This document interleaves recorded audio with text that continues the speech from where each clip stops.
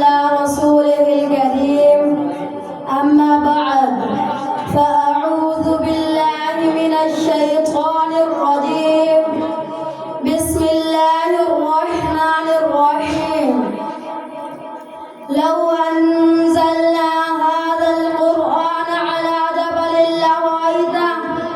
لرأيته خاشعا متصدعا من خشية الله وقال النبي صلى الله عليه وسلم خيركم من تعلم القرآن وعلمه أو كما قال عليه الصلاة والسلام صدق الله العظيم.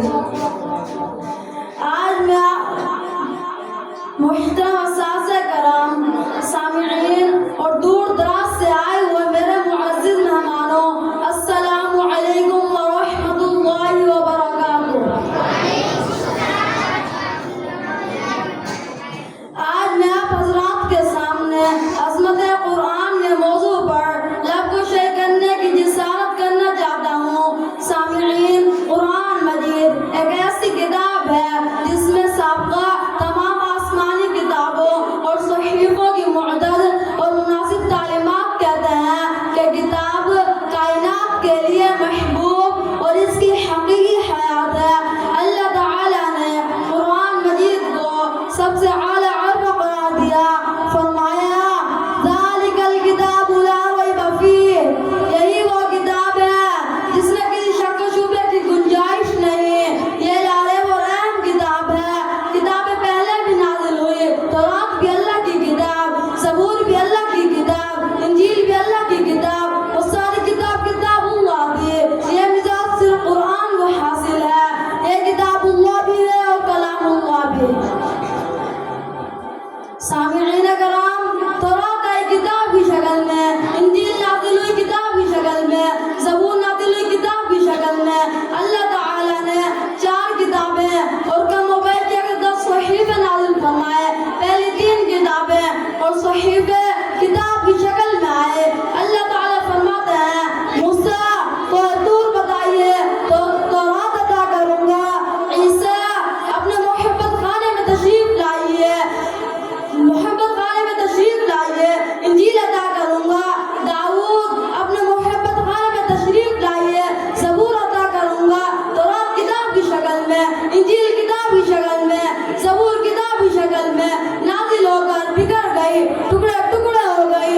لیکن قرآن کتاب کی شکل میں نہیں آیا، بکھر کر آیا، ٹکڑوں میں آیا. کبھی کوئی آیت آئی، کبھی کوئی سورت آئی، کبھی کوئی معلوموں کا حصہ آیا.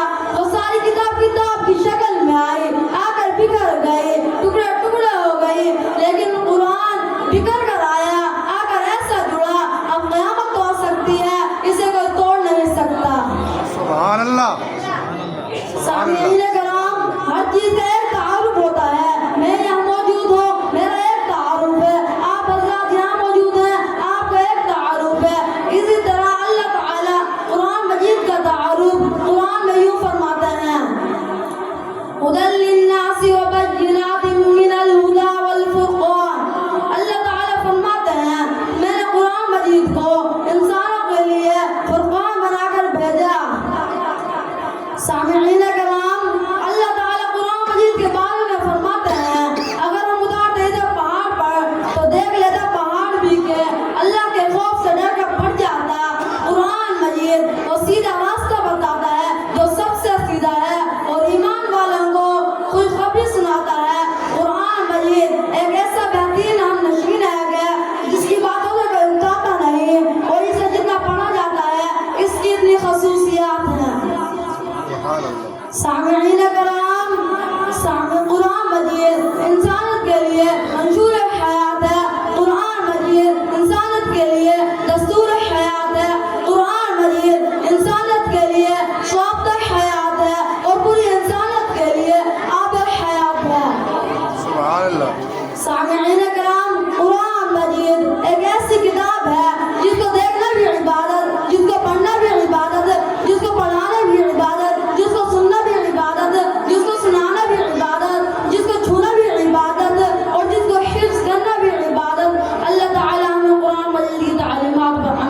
کی توفیق عطا فرمائے. وما علینا الا البلاغ. جزاک اللہ.